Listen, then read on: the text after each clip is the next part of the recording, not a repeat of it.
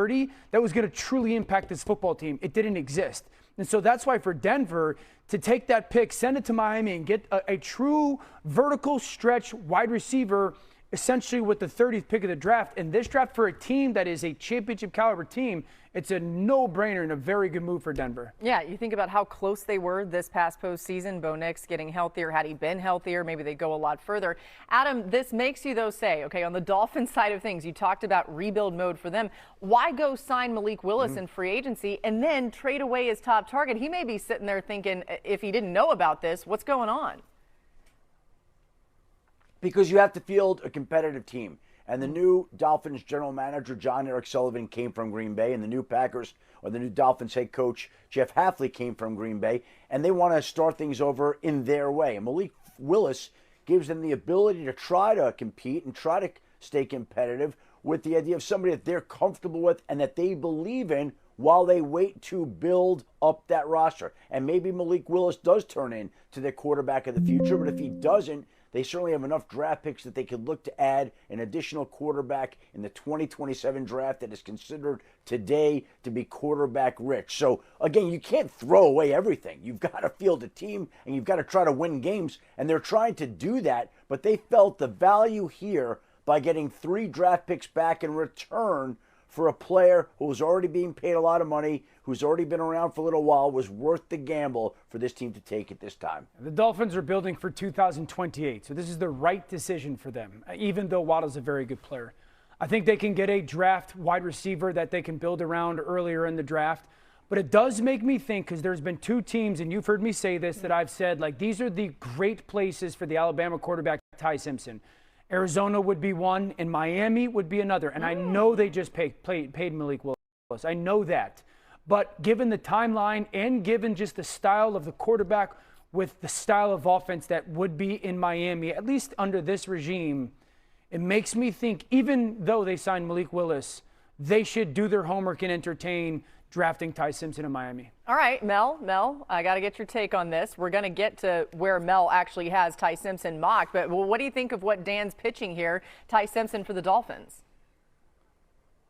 Depends on how you felt about Malik Willis both coming out and where he is right now. I liked him coming out of Liberty, formerly of Auburn. He was right there with Kenny Pickett. That could have gone either way at pick 20. And he dropped to the 3rd round, and he's turned out pretty good. And now Green Bay knows what he is and how he developed and how he prepares. And those teammates love Malik Willis. Now you got the GM and the head coach bringing him there. Give him a fighting chance, guys. Give him a fighting chance. And go get a receiver like Jordan Tyson out of Arizona State or Makai Lemon out of USC. Obviously, they were expected to be gone by then. But you can get receivers, not just one. I'd get 3 in this draft. Take advantage of the quality at the top with the big 3. Get one of those guys, be it Tyson or Lemon, and then get 2 or more, because this wide receiver group is 45 deep. You can get one in the 3rd round. That's outstanding. All the way into the 6th, 7th round. And some undrafted free agents will play in this league from that wide receiver spot. So they need them, and I think they get 3 via this draft. But it starts out maybe with Jordan Tyson or Makai Lemon. And I think you have your young quarterback to build around in Malik Willis. Yeah, they have all those 3rd-round picks. I mean, to Mel's point, that's going to be a really receiver-rich area. Totally. I do. Wide receiver-wise, I still think that wide receiver for their first-round pick could be very much so on the board, because I do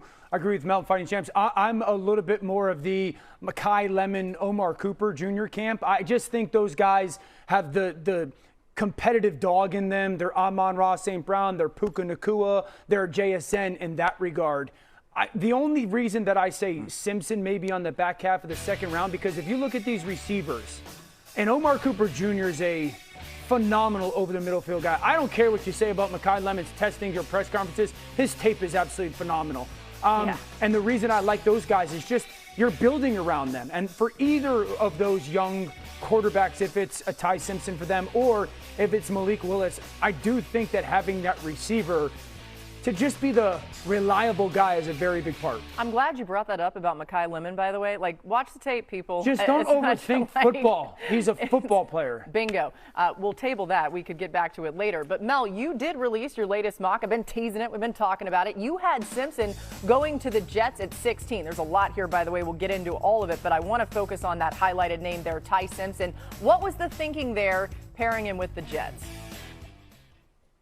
Well, he made a lot of moves, and I think when you look at the New York Jets in that division, obviously you saw what Drake May was able to do. You got Josh Allen. To think about where we are right now with Ty Simpson, 15 starts, that's a dangerous, risky number. We all know that. But they have Geno Smith, and Geno Smith can be there as a starting quarterback to allow Ty to sit, watch, and learn. Remember, Jordan Love was developed not that long ago and sat for a while. That was the Green Bay's way of developing quarterbacks. Why can't Ty Simpson sit as well? I know he's 23 years of age, but minimal starts. Obviously beat up late this year, but up until that point, he was playing great football, despite no running game and an inconsistent offensive line and receivers that were not catching everything thrown their way. So for the Jets, he wants to be a Jet. I think this is Frank Reich. Frank Reich drafted Bryce Young #1 overall when he became head coach at Carolina. If Frank Reich signs off and says, I love this kid, another Alabama quarterback, remember they drafted Joe Namath, they had Richard Todd, now you get another one. But I think Frank Reich, guys, is key to this whole decision-making. If he loves Ty Simpson, why not at 16? What do you think, you get Arch or Dante next year? That may not work out that way. And who says, Arch wants to be a Jet? This kid does want to be a Jet.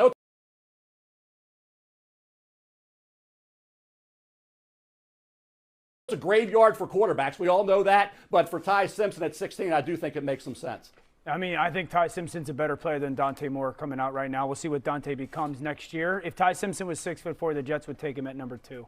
I think his tape is that good. I think watching his tape on a week-by-week basis and watching him make NFL throw after NFL throw on these big ends, these deep crossing routes, the real passes, not the 3 or 4 yarders. If I'm the Jets and I like him, I agree with Mel. Take him. So what if you take him at 16 and he doesn't pan out this year? You have 3 first-round picks next year. Take another quarterback? Address that. You have to get it right, the Jets. You have 5 first-rounders in the next 2 years.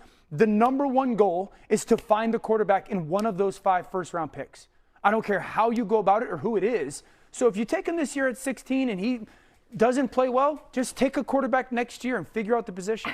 Adam, I'm coming to you in a second. But Laura, what was that look? Laura. Well, Laura, what was that just look a lot that of you made there? quarterbacks. A lot of quarterbacks for Dan. Dan is suggesting, I mean, if I'm a Jets fan, I'm like, how many quarterbacks are we going to take here before we find them? Till you find them? Okay, as many as it takes. Come on. I mean, you could build maybe your team a little better if you didn't keep doing that. I hear you. We're going to get into this more, but I do have one thing on Ty Simpson. You've talked a lot about how well he played in the early part, like through the first 8 games of the season. I completely agree with you. What have you thought about the tape in the latter part that has people questioning some things? Yeah, I don't think the fall off is nearly as drastic as people make it out to be. The one area would be his play fell off when bodies were around him, the feet around his feet, and I think the ball started to die on him a little bit. The only pushback I have to it is it's not an incapability thing. I watched him do it at a very high level the first 8 games. I just think you saw the team wear down. I think you saw him wear down, and therefore the chaos that he played in became a little bit more of a overwhelming thing, but that's not really a thing that is a concern for me. I have a body of work that is so good. Yeah, they struggled in the run game. There were a They're lot of things about that Alabama Drops offense. everywhere. I would make the case he carried Alabama for 2 months. No, you can make that case. I was there for a lot of those games. I agree. But that's why I was curious what you would think. Adam, are the Jets going to do this? Are they going to take a quarterback this year, whether it's at 16 or 2, or it's not going to be a 2, but go ahead. Yeah. I think the key thing to remember here is that the Jets have 3 first-round draft picks in 2027. They are loaded to bear in 2027. And again, nobody knows other than the Jets exactly what they're going to do. But I can tell you that in talking to people around the league, I think the feeling seems to be that the Jets will take a quarterback in this draft, but it is more likely to be in the middle rounds. To take a quarterback that they believe in, that they can develop. I think the people that I've spoken with, I think they'd be a little surprised to see pick 16 devoted to a quarterback, though the Jets certainly are capable of doing anything here, and there's still a lot of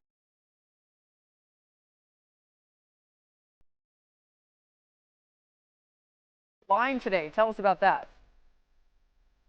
Lord, the Texans have overhauled their offensive line and put an awful lot of energy, focus, and resources into it. The latest is Wyatt Teller, the former Browns offensive lineman who agreed to a 2-year, $16 million deal to go to the Houston Texans. He now becomes part of a remade offensive line there in Houston as they continue to make changes to try to protect C.J. Stroud, Wyatt Teller, to the Houston Texans. And we mentioned yesterday the Kansas City Chiefs have acquired a backup to Patrick Mahomes, somebody to give them insurance in the event that Mahomes isn't ready for the start of the season, a quarterback in Justin Fields who will get the reps during OTAs and training camp. as the starting quarterback and also have a chance to help the Chiefs offense in a variety of ways even after Mahomes comes back. But Fields on his fourth team in 4 years now has gone from the Bears to the Steelers to the Jets to the Chiefs, and this may be an opportunity here in Kansas City for him to shine.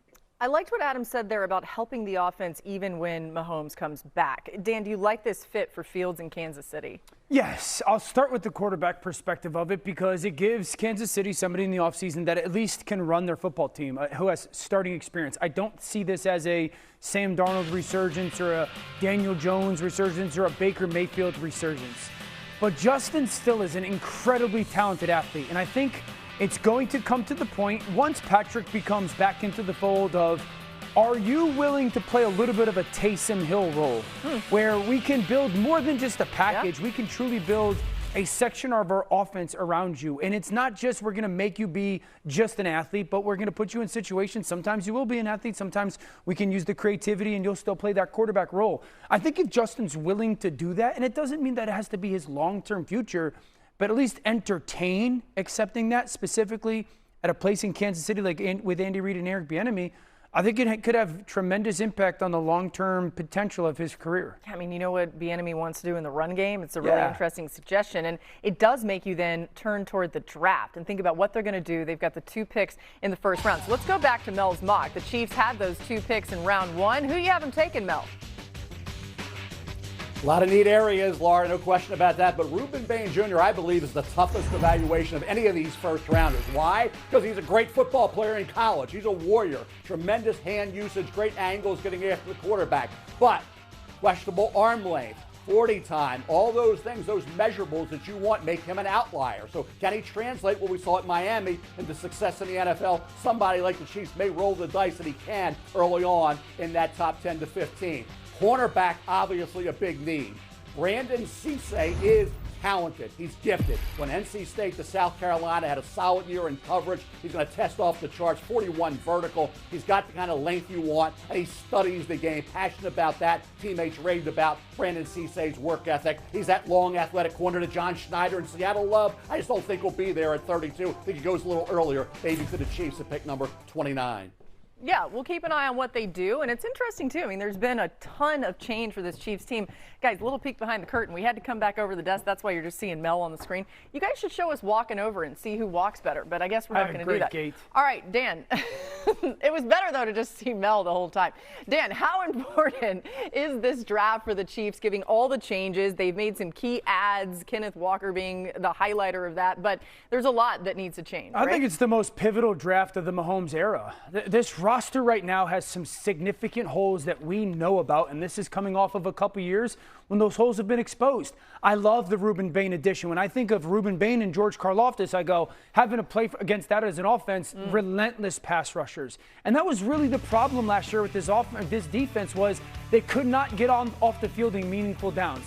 Right combination of draft picks that would be exchanged today that wound up with Waddle coming to Denver with a 4th-round pick and a 1, 3, and 4 going back to the Miami Dolphins, who are now loaded with picks in this upcoming draft. Meanwhile, we continue to await some sort of solution in the A.J. Brown scenario. And the A.J. Brown scenario is such where basically he is in a situation where the Eagles have been open about talking to other teams. They have been insistent and adamant that they will not trade him unless they get an offer that they can't refuse. They have not gotten that yet. Plus, there's the issue of the salary cap money. If they traded him,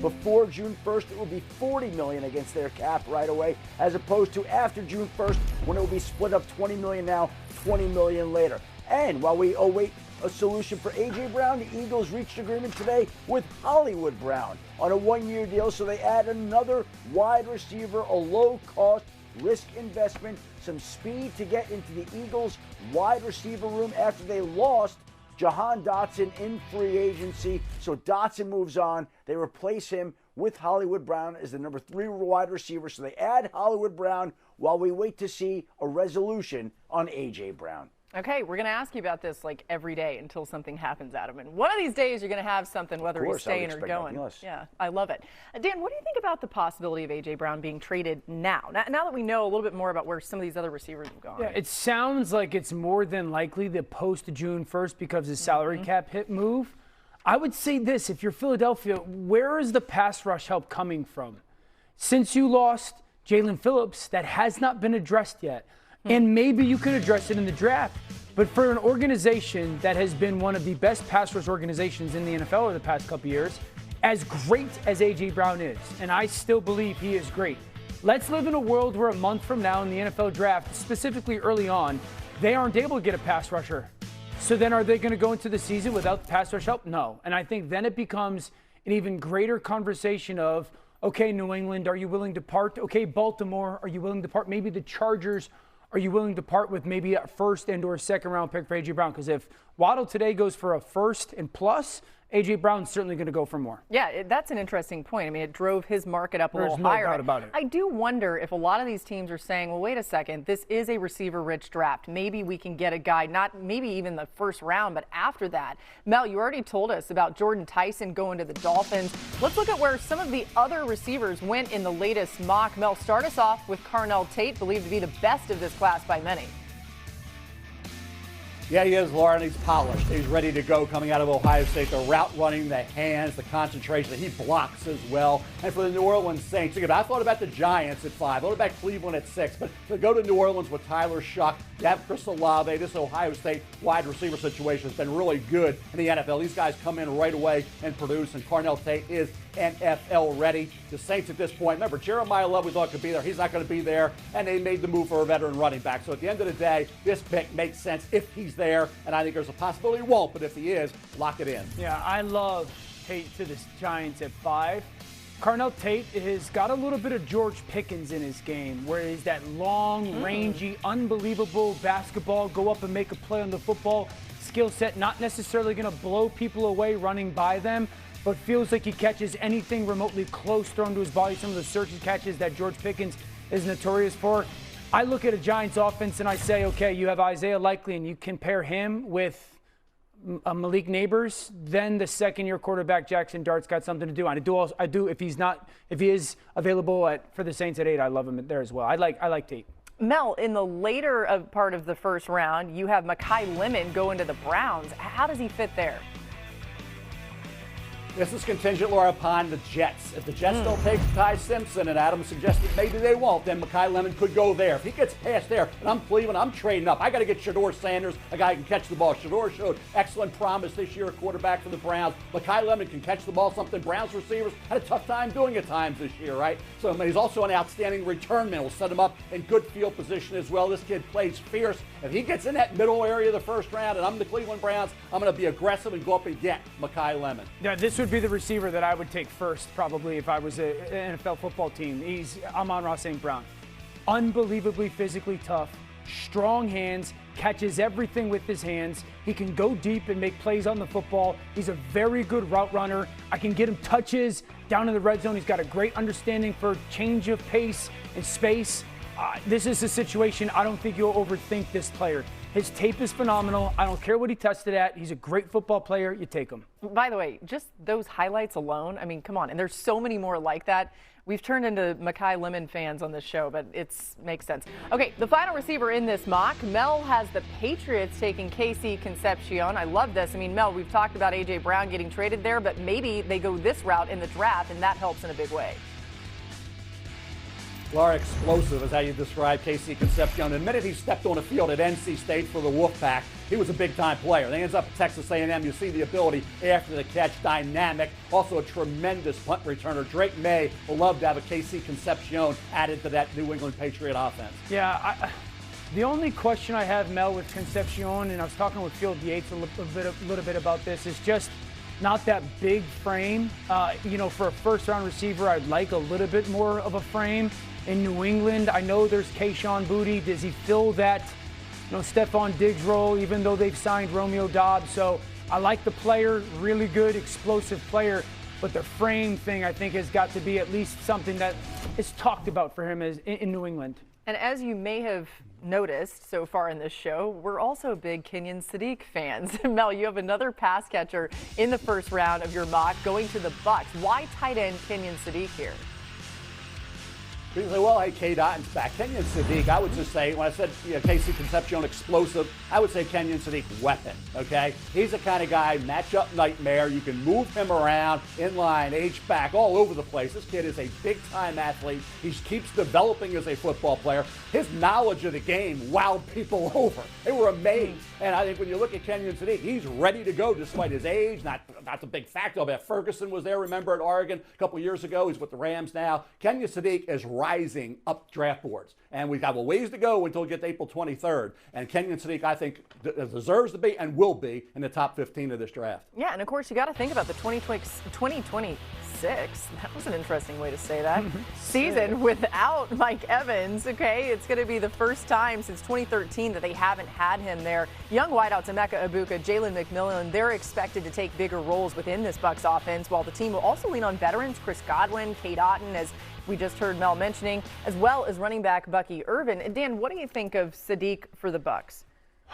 I like him. I like him for Tampa. You pair him with Cade Otton, Zach Robinson, who's their new offensive coordinator, who comes from Atlanta, just had experience with Kyle Pitts.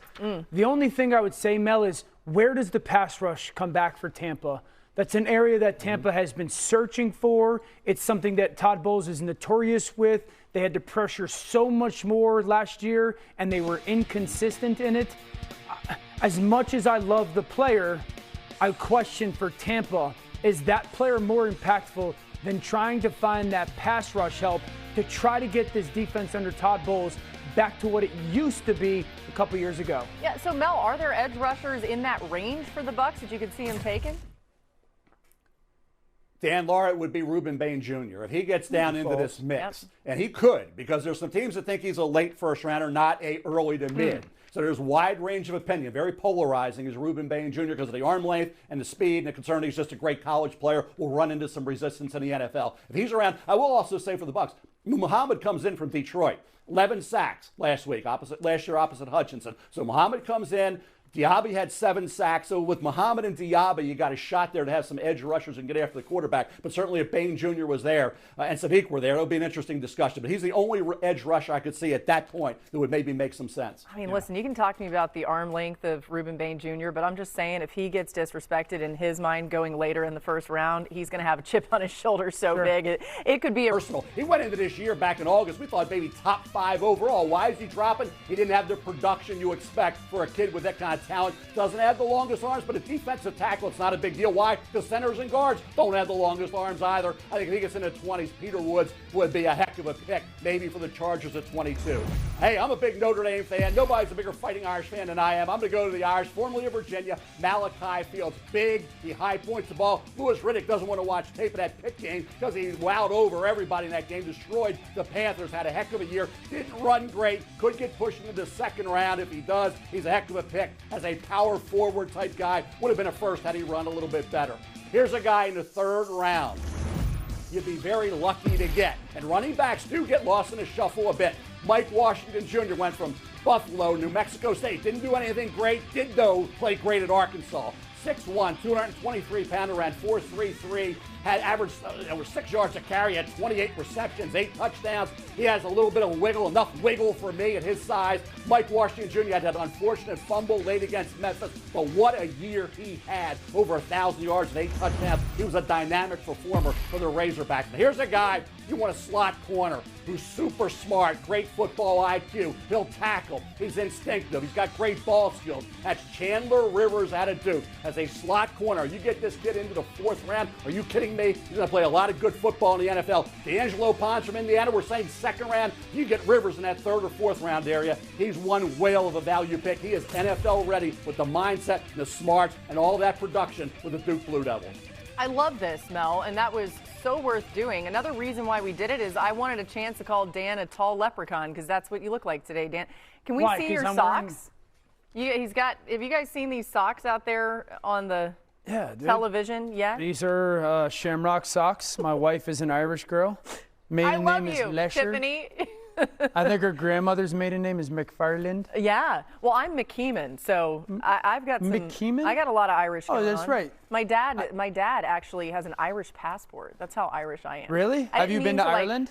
No, I've only been to Scotland. I didn't mean to be like a Tommy Topper on who was more Irish, but I went. Okay, speaking of the Irish, Mel, Notre Dame's Jeremiyah Love in your latest mock, going number Tommy 4 Topper. to the Titans. I love this. Why did you put him there? Why not, Laura, right? Why not? I mean, you talk about Cam Ward developing into a franchise quarterback. Have this guy right in that backfield, and you can put him in a slot. You can put him wide. Touchdown waiting to happen. I always bring up that Tony Dorsett 99-yard scamper against the Vikings on a Monday night. Jeremiyah Love can do exactly that. He can go 70, 80 yards in a blink. This guy is a dynamic player. Love the fact he doesn't fumble the ball. Great ball security, great hands.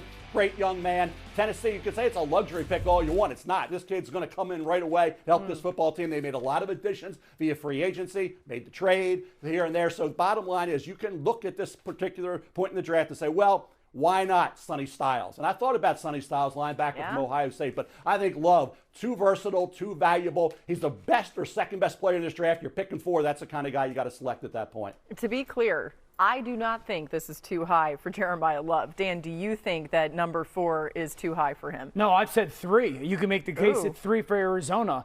I love Jeremiyah Love going to Tennessee at 4. And for everybody who's like, don't take a running back early unless he's the final piece, the most important thing in Tennessee this year is for Cam Ward to take a big step and lead into year 3 with the new stadium coming. So they sign Wan'Dale Robinson in free agency, but you now have a back that is a home run hitting back. He's Jamal Charles with a sprinkle of Jahmyr Gibbs. Great patience through the hole and then burst. Touchdown waiting to happen. Home run waiting to happen. You've got Wan'Dale Robinson, who's a nice slot receiver. You still have Calvin Ridley on the outside that's been a little bit up and down. Where's the dynamic piece for Cam Ward to take a second step at? They spent a ton of money in free agency. That's not the most important thing in Tennessee. Have a good defense. Great. That's not going to get anybody excited for your football team next year. What will is Cam Ward taking the next step. The best way for that to happen, put as many good offensive weapons around him. There's no question about it. If he's available at 4, you justify taking him. This just hit me as you're saying this. It almost reminds me of Jacksonville taking Travis Hunter last year. Like that sort of got the excitement going. I realize different player, but you think about like what excites a fan base too. I get you're making word about Cam Ward. Team, I think, feels like to get people excited in Tennessee, all they have to do is win football games. And the best way to win football games is to play good defense. And the best way to play good defense is to dig into the heart of the draft and go with a pass rusher, one of the top pass rushers at that spot at number 4. Look, Jeremiyah Love, they've already had him in for a visit. He'll obviously be a consideration, but I think when you talk to people around the league, I think that pick at 4 might be today a little bit of a surprise. Man, Adam throwing some truth serum on our excitement there. The best Adam, way I to love win it. football games is to score more points than the other team. Okay, now we're going to get in like a full-on football debate here. But yeah, okay. I know how football works, Dan. Yeah, thank you. Dan, were you mansplaining Adam there? I'm so salty. You made him salty. He wasn't salty until you said that, although I might have gotten us there. All right, coming up next on NFL Live, defense, clear need, speaking of defense, for the Cowboys this offseason. Jerry Jones knows it. We're going to hear from the Cowboys owner next on the state of that Dallas defense. You don't want to miss this. Can we see luck of the draft Mel again? Can we see it again? We didn't spend enough time on that beard, that leprechaun look. Mel, you have a homework assignment. Grow that beard. Listen, I just watch TV and I see what happens. Yeah, he is. He's great. And now he's doing even additional workouts. All right, last season, the Eagles, as we transition here, won their 2nd consecutive NFC East title, becoming the division's first repeat winners in 21 years. The Eagles,